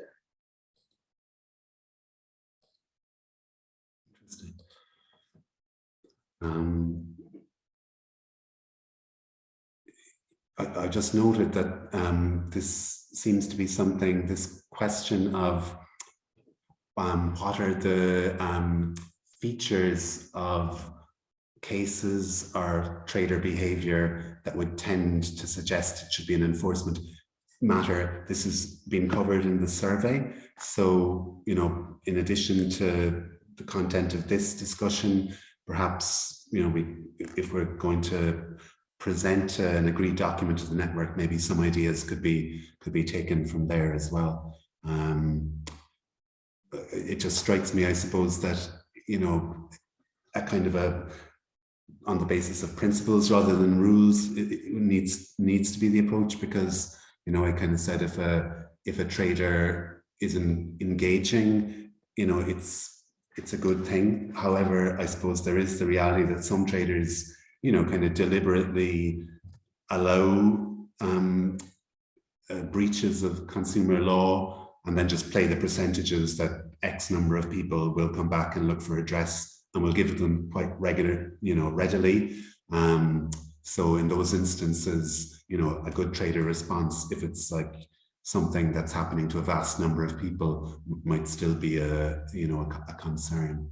So yeah, it would be interesting to look at the results of the survey on that, about when it should be a concern, or when an alert should be made and when it should not. What about the related point of when a decision is made to contact an enforcement authority? Should there be contact with the rest of the network in order to find out whether there's a network-wide problem, or whether another network partner, another ECC, might like to act on it with you? Should there be some kind of protocol around, sharing this, a shared approach, I suppose, to enforcement? Yeah, if I may, I think there should be some knowledge sharing within the network, because knowledge sharing within the network is always a good thing. Like we have experience with sharing knowledge related to all those COVID-related bylaws that both the countries have been implementing, and it has been a great help. So we could probably try something similar. Something similar. We used to have the CPC monitor as the active monitoring tool, but well, I would say that we could probably do with a tool that is a little bit more user friendly, if you like, so that it would be easier to share such information. For example, one of the ideas, perhaps just to gauge the initial number of complaints the network may have as a whole, is perhaps through the blog posts with encouragement to just to leave a comment. Yes, we have got X number of complaints. No, we have not heard about this trader before, or maybe like we have got a X number of complaints and this is what these complaints are. So that way we could perhaps coordinate. So because when we had this chat yesterday about this German company Autodoc, right? Okay, when we had a chat with the whole structure with the CPC, that was a small fry for them, because we only had like 10 complaints. And their feedback on that was like, no, we are not going to hear about them next year, so we want something bigger. So there's the issue of coordinating efforts between these between the ECCs, because there could be collective numbers of complaints lurking out there, which are individually too low for individual countries, but perhaps there could be some sort of a mechanism to say, oh, okay, let's say Poland has 10, Germany has 50, France has 20, but all together, these are, well, let's say 150 complaints. And this is something that calls for the action, because it seems to be like a systematic approach, which, like Barry said, playing percentages. And we know that there's a lot of companies that play percentages. Most famously recently, one can tell that the airlines play percentages quite a lot. Thanks.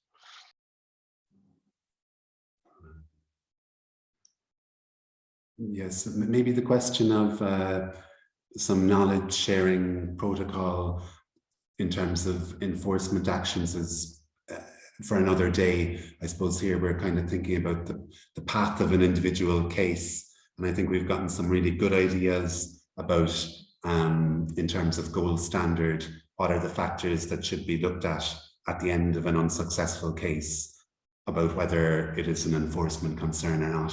And I think if we could generate, a list like this, consider whether that is the case, that would be a useful outcome. So that's really, really helpful. Thank you for that. And does anyone have any other comments about enforcement? Because I was going to backtrack a little bit, if I was allowed, before the end of the. Can I say something? Yes, it did, of course. Yeah. Yes, about the CPC, I think it's really, really important to share information with other ECCs. But as Wojtek said, with a really friendly, user-friendly manner, because ECC monitor was quite difficult to use, at least for me. So I'm honest, so I didn't use it a lot. But what we did in ECC in Belgium is we developed a page on Wiki with our own CPC. So we have a table on this page. And only all CPC and ECC Belgium have access to this table, and it's quite simple table. And so just one line per company, like that's the company, the details of the company, short description of the problem, and then we send it to the CPC. So the CPC receives directly a notification when we add a line, and so they can quite quickly react on the notification we made, and so they can directly say, yes, we already receive X number of complaints against this company. That's what we did something, we start an enquête, or we share the case with our CPC in the other country. So it's quite quickly, it's really simple. So I think we can have this kind of tool for the network. Every trader ECC could give this kind of information, but we need really to keep it as simple as possible. Brilliant. That's really useful, Ipti. And I suppose I see in the chat here that the shared tool in the area of data management is something, which is something relatively new in this area in terms of looking for network-wide data on a particular company, a particular trader. And then I suppose also the network data project, which is already available to directors in ECC, which would allow them to search across the network for a particular trader, is another factor. And then also, we're contemplating a change or awaiting a change for more standardized input of company names, which is another factor. So, if as I said, if we've already developed this principled approach to water is not something which requires action in the area of enforcement in individual cases, then, in terms of developing a protocol for the network to share knowledge or to share data around particular traders, these are new developments that hopefully we'll be able to harness in the months ahead to devise an improved approach here. So that's all very, very useful. So just backtracking a little bit, as we approach the end of the discussion, I noticed that in a lot of the areas that we've discussed, we've generated, I suppose, what was hoped for, ideas for gold standards. But in most instances, we've also said that there can be deviations on a case-by-case basis. So, for example, the content, we say this is what should be in a trader's letter. For example, with giving trader deadlines, we've said, you might not give it in the first point of contact, but you might in subsequent point of contacts. In terms of sending reminders, we've said usually you send 2, but in certain contexts we might not. So I'm wondering, if we should, when we're developing the kind of gold standard approach, whether there is a space for, I suppose, some kind of rule for if you are going to deviate from these rules, you should inform the consumer ECC why. Would that be possible? It's probably a bit late to go through in a fine, with a fine comb through all the different instances, but would that be a kind of a good approach to take in terms of dealing with the gold standards? Okay, this is the norm. These are some instances when you might deviate from the norm. If you deviate from the norm, please inform the consumer ECC for your reasons for doing so, or please state to the trader why you were not doing this in this instance. Do people think that would be a good format in terms of developing these gold standards? Yeah, I would say so. Yeah, because it's what I said in the chat. I don't know if you had the chance to read it. Is that basically a message, a follow-up, and then the second follow-up could be an option between an actual follow-up and for example a referral. That way you sort of do 2 follow-ups. One of them may be an indirect one. So I guess that might be the approach to consider, but obviously for consideration. Reinhold? Yeah, I also think it's a good point, Barry, what you raised. I also agree.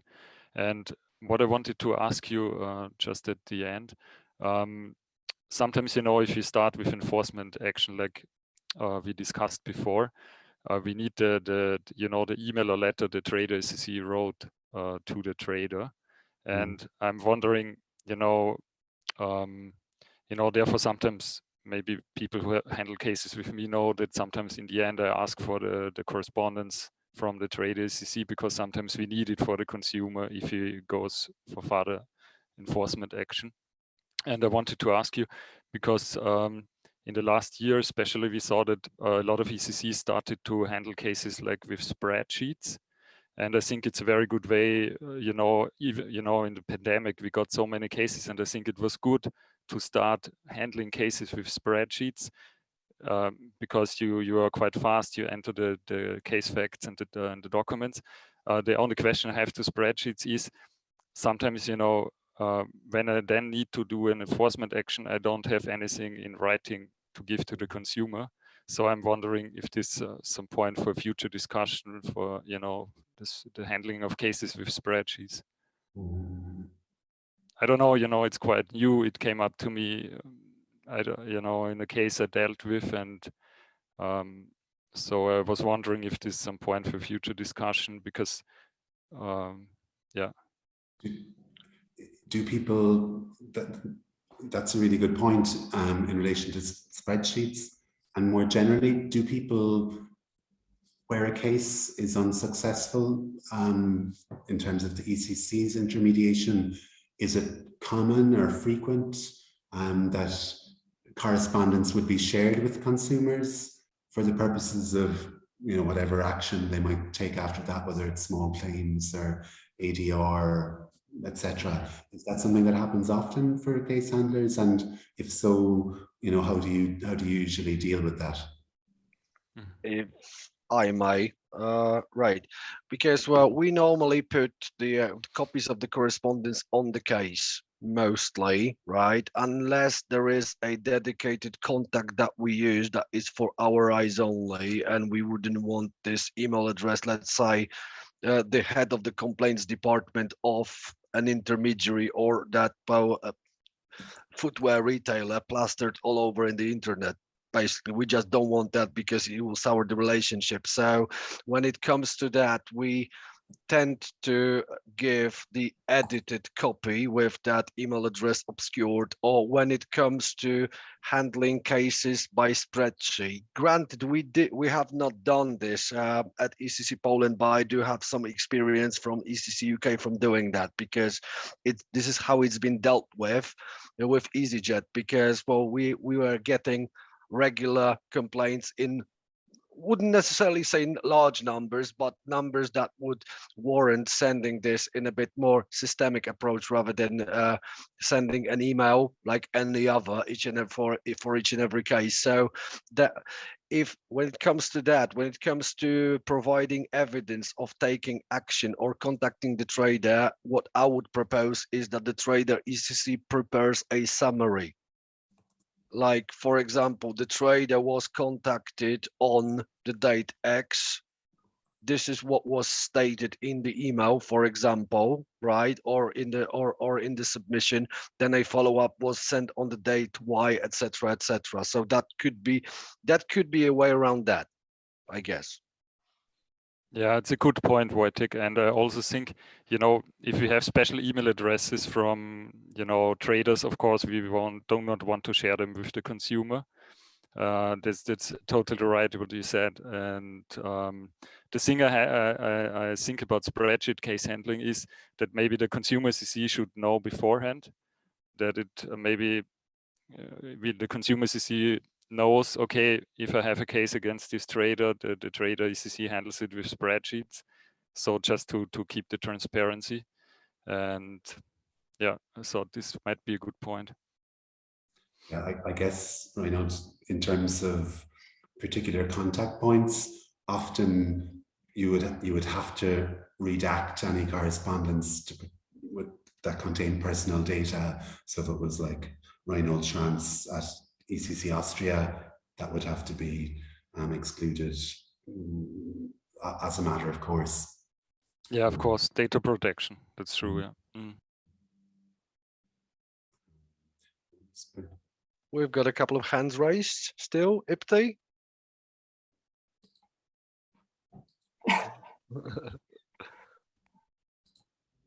No, I'm sorry. No, okay. I forgot. Okay, Hanneke then.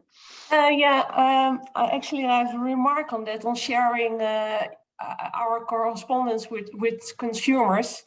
I do it at request, and then I strip it off of all the personal details and email addresses, but I still do not feel comfortable to hand it over to the consumer, because strictly legal, any email between me and the trader, it has copyright. So actually you should ask the trader for permission to share it. And I don't know how you guys feel about that, but if the trader would get nasty, they could say, well, I have not given permission to share it with the consumer, the correspondence between the trader and the ECC. Why is it copyright protected, Hanneke? Well, any letter you write or email you write to another person, it has copyright on it automatically. Yes, but and you are not allowed, if it's copyright, to share it with anybody else if not given permission.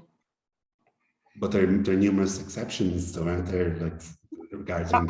But I'm not sure if this falls under an exception. That's what I wonder. Mm-hmm. And I'll do it but I have my questions about that.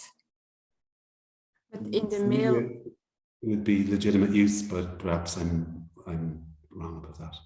But in the mail you send to the trader, I mean, that's what I do every time. I always write that I write on behalf of the consumer.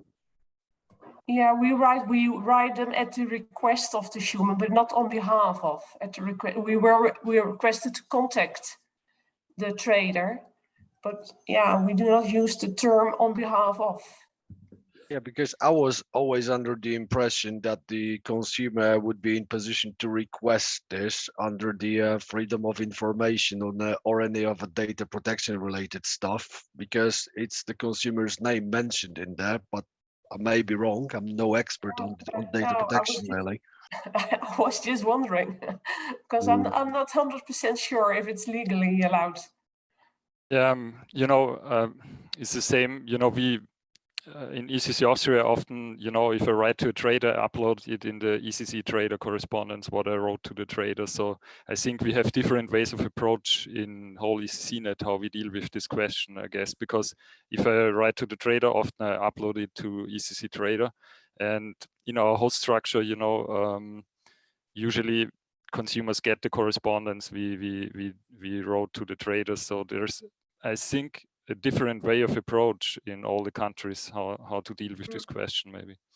So I suppose the gold standard probably should be asking the trader ECC, can I share this with the consumer, or do you want any other way to go about this? Like a summary, which I mentioned. Basically, you could prepare a summary on your ECC company headed paper, right, and say basically that, well, we contacted the company on date, and this is what happened. So in most cases, us at ECC Poland, in most cases, we will not have problem with sharing copies of the correspondence with the consumer, although we would really appreciate if we were asked each and every time if you can, basically. Okay, yeah. Interesting. So I see we're coming up to, well, we've just arrived at 4 o'clock.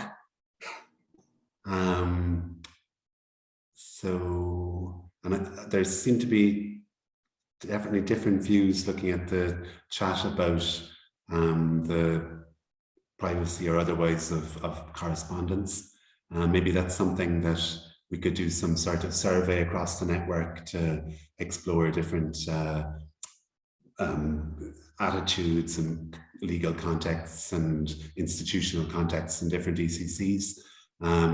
It's probably a marginal issue for the most part anyway, so it may not be central to the topic of today's discussion, which I think we've dealt with really, really fruitfully, and I'm really looking forward to seeing the ideas and the discussion that we've had here set down and hopefully developed into a tool for the network in terms of this idea of gold standards for dealing with traders, particularly difficult traders. I don't know, does Wojciech want to sum up, or does anyone else have any comments, burning comments? They can raise their hand if they wish. No, I think I have said enough today. Thank you very much.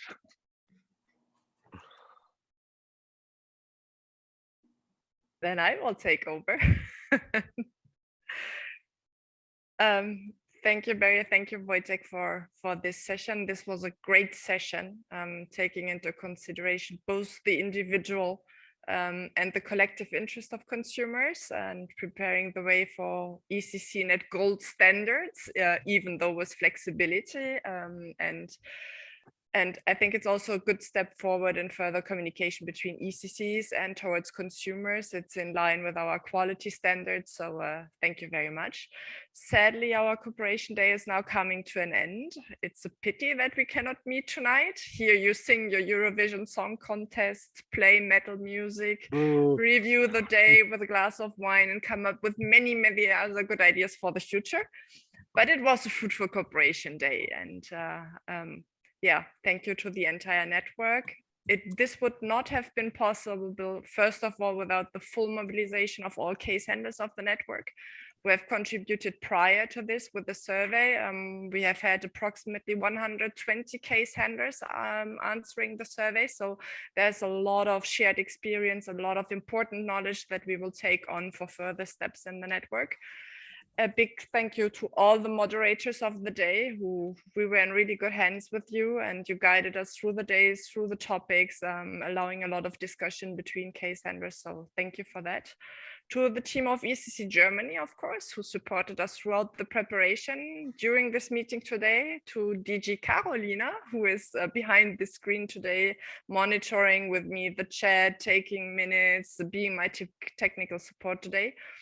To the team from ECC France, of course, who organized today, who made sure that you would feel a little bit at home in Strasbourg, having the visits, seeing our office, seeing the colleagues.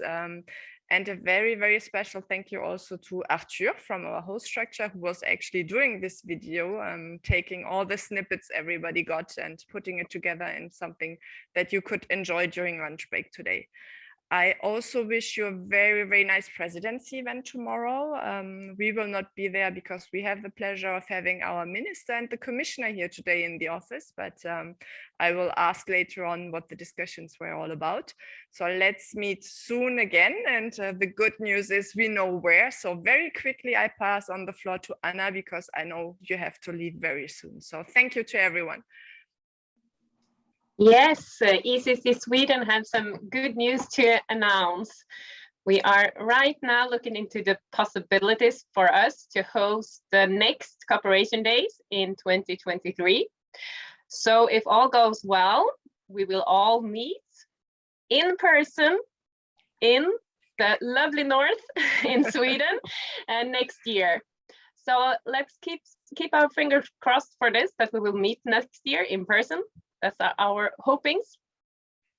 And I will also just take the opportunity to say thank you very much, Bianca, and the team from ECC France for hosting this Cooperation Day today. Thank you very much. Thank you all. Have a great afternoon, evening, and we will get back to you with the minutes and all the documents from today, so that you can follow up with your colleagues in the office. Bye-bye. Bye.